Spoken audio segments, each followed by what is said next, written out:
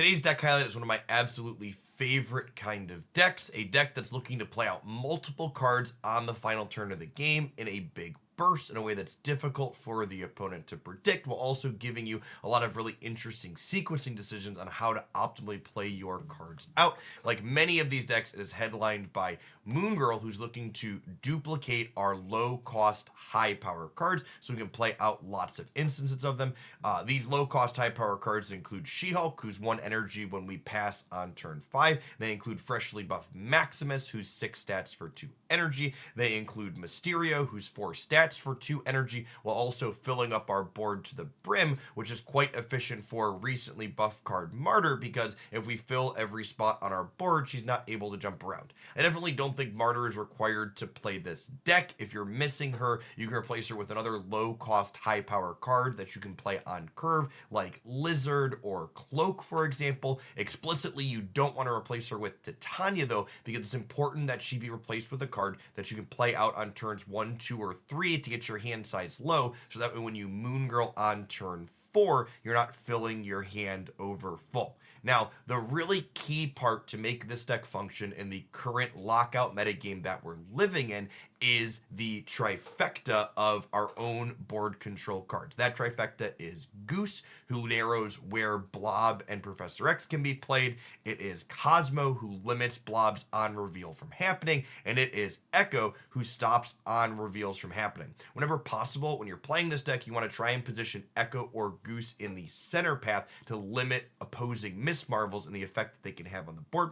We round out the last couple of slots in this deck with Armor as an additional tech card who can protect our 1 energy cards from things like Killmonger, Sunspot, who needs protecting and benefits when we pass on turn 5 for She-Hulk, and Bishop, who, we're playing out Mysterio and other cards to fill up the board, often scales up quite large at 3 energy play.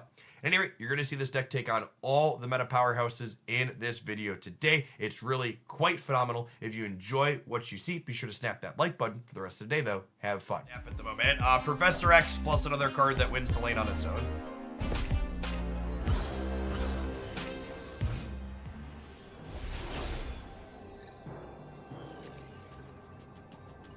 I guess the trouble is I have to beat Vision on the left while also beating Vision plus Jeff on the right, so it comes down to a flip. Then Cosmo a lane. Is that enough, though?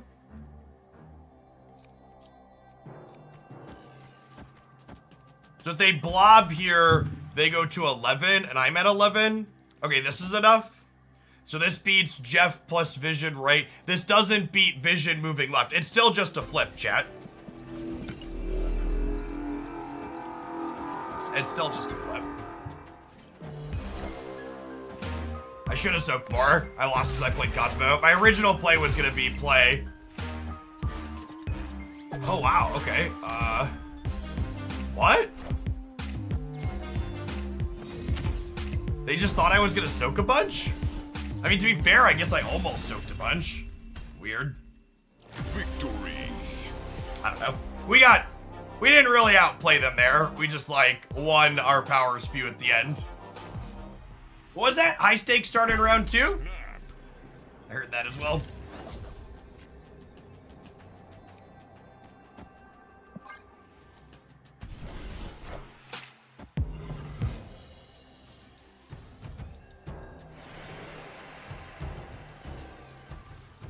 In terms of power level, I am very confident that the combination of Echo, Goose, Cosmo, and other cheap cards is good into a lot of what's going on in this format.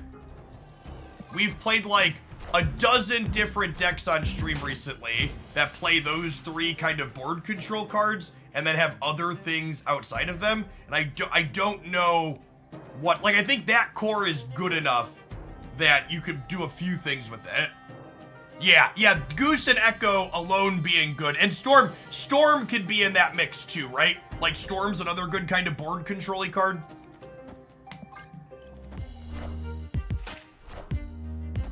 Wind, aid my hand.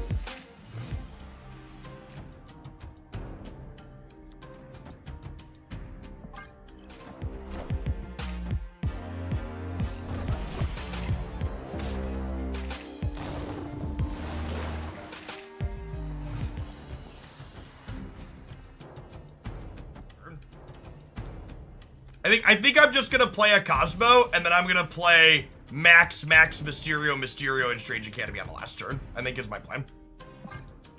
I think I'm unlikely to win the center.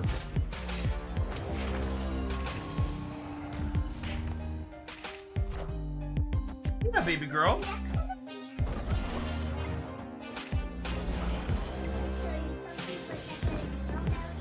Okay, hold on just a minute and I will come out, okay?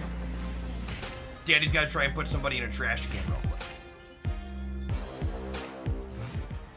Can you put the bad guy in the trash can? We should put the bad guy in the trash can?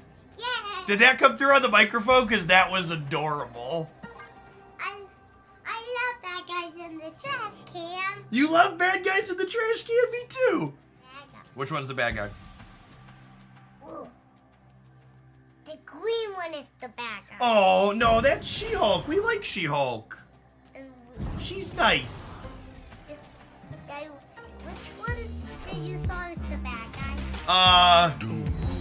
We beat Dr. Doom, right? Because the Bishop gets +4 here? Daddy. Haley, can you say, get in the trash can? Give the trash can. Good job. All right, gamers, I'll be right back. I gotta go see what they're building. That's fine. It's about time for an ad roll anyways. I'm gonna take a 2-minute break to go see what the kids are building outside because they're in the trash can. Be right back. Chat, you don't get to 40,000 collector's tokens in Marvel Snap without a giant pile of money being involved.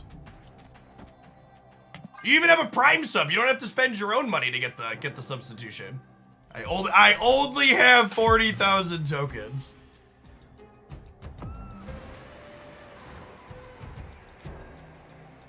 If you really don't want to buy her, I think you can substitute her for Lizard or Silk. Don't use Titania. AR, thanks for the primer. The number one thing you don't want to sub Martyr for is Titania. You want Martyr's slot to be a card that you can play proactively, because something that's important for this archetype is being able to play your cards out on turns 1, 2, and 3 on curve. So that way you can have your hand empty to Moon Girl. I don't know if I could snap Echo on Invisible Woman in this matchup. If we find the Cosmo, we'll snap that one.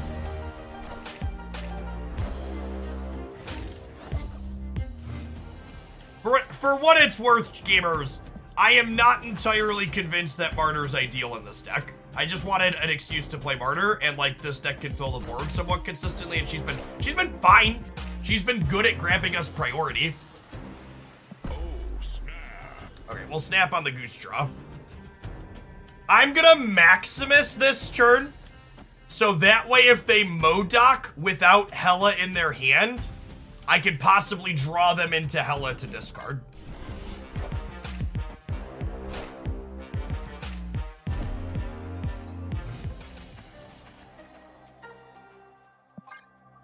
Goose works even with Invisible Man, correct. Yeah, they can't play big things behind Invisible Man with Goose. Behold my mighty hand. Opponent snapped. Wow, the Boomer Snap. What do they have that gets me here? What if the hidden card is Lad? If the hidden card is Lad and they play Modok and their top card is Hela, that could get us. So they would have to play Modok from hand and have this have been Iron Lad and their top card be Invisible Man. No, they would, their last card in deck would be, wait, I can Maximus them out of that.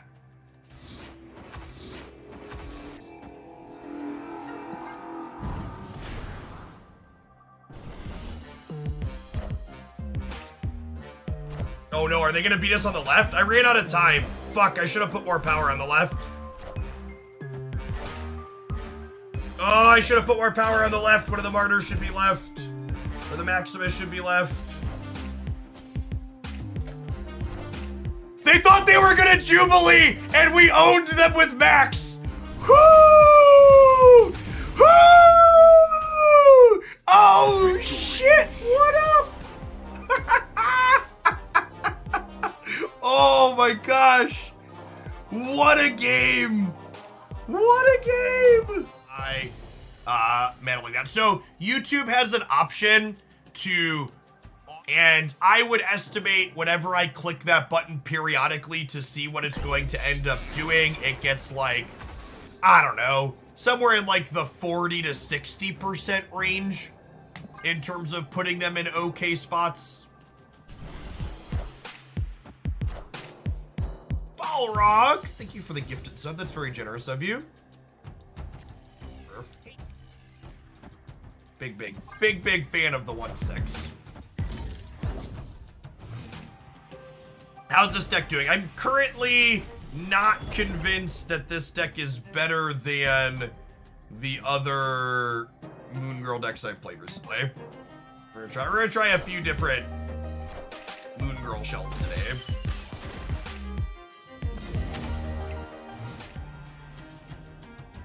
Okay, well, with that in mind, we're gonna go Cosmo here, Echo here, right?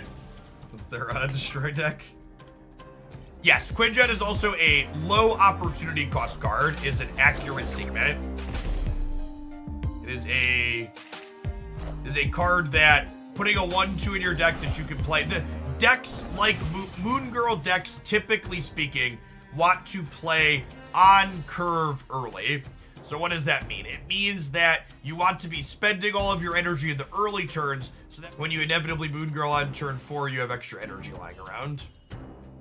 Or you don't, oh, sorry, overfill your hand, is what I meant to say. I'm gonna Sunspot and then Soak 4 here in case we draw She-Hulk. I've struggled to enjoy Moon Girl mostly because missing the draw the next turn hurts. Yeah, I mean, well, that kind of goes into what I was talking about a second ago, right? Where a lot of the times your Moon Girl things, you want to be making sure that you're explicitly not bricking a draw for yourself.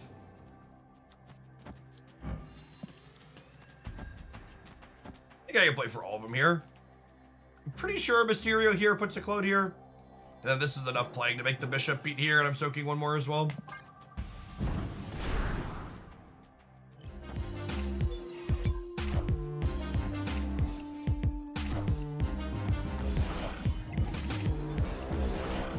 Yes, you'll also notice I occasionally play cards like Wasp with Moon Girl for that hand management aspect. A lot of the times, whether or not you want to skip draws in a Moon Girl deck can come down to decisions that you make on your ability to.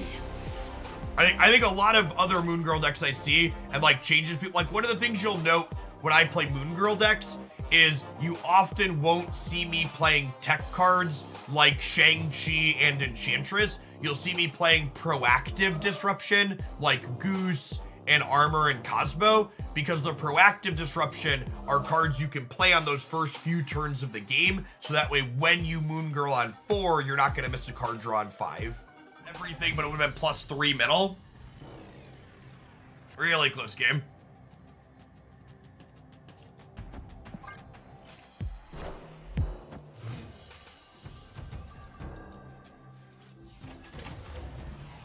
Also gave them cards. I did not give them cards. I played my Max into a Cosmo lane. Try again, gamer. Oh, snap.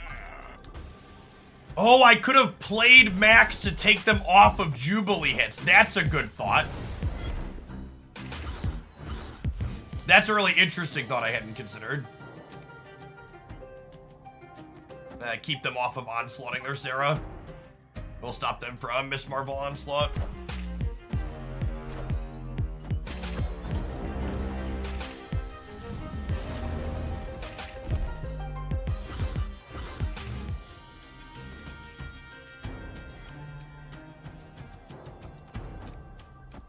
Let's do this, right?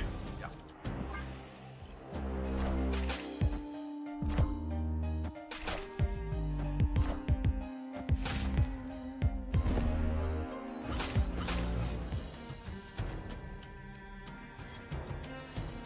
Turns off Iron Lad too.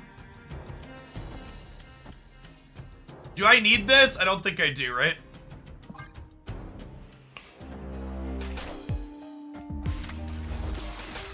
Just a wave. Perfect.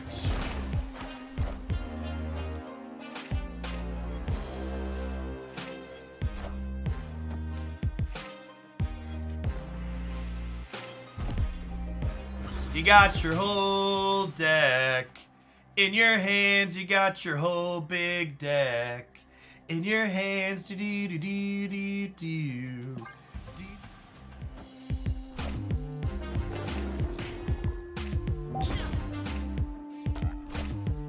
Behold my mighty hand. Ain't beholden shit. Behold your mighty nothing. Ugh. It's impossible for them to get more points into the center, right? What's a real Marvel Snap card that puts points into the center for them? Chat, I've got Echo Goose Goose. I've got Echo Goose Goose. Surfer. I'm gonna play around Silver Surfer because I can. Mr. Fantastic's a real card. They could Mr. Fantastic right. Alright, they're leaving. Victory. Play card games long enough, you'll hear someone say the description, my deck's not bad, it's just hard to play. What that means is, this deck's kinda bad, but if you play well, you can make up for the fact that it's bad. I don't know if they're a Killmonger deck, so I'm gonna preemptively armor like Hellas so I can play my ones into there and have them survive. Seize my means, thanks for the 10 months, welcome back.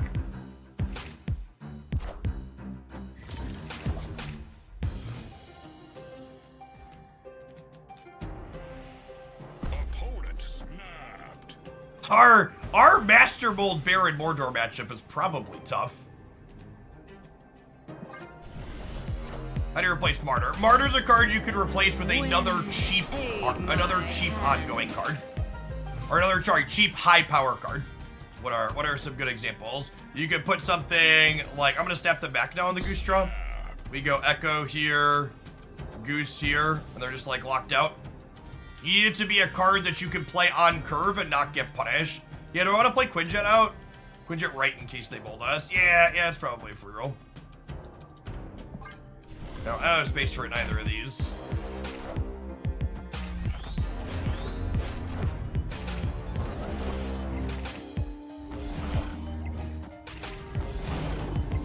See, they made a key mistake here, chat. They thought I was locked in here with them. In reality, they're locked in here with me. I think it's just like Sentinel, in case they happen to have something big that's not Ronin. And then this soaks enough that I can She-Hulk middle on the last turn still, right?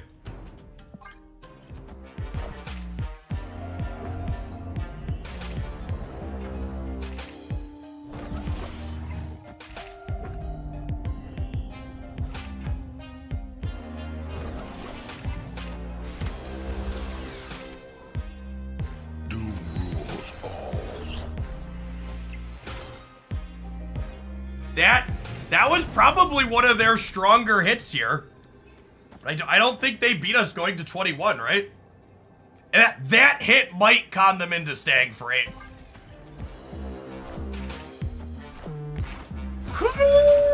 Doggy! Got him! Victory. They scammed themselves. That's all. Snap the like button if you'd be so kind, and check back in again tomorrow for another highlight.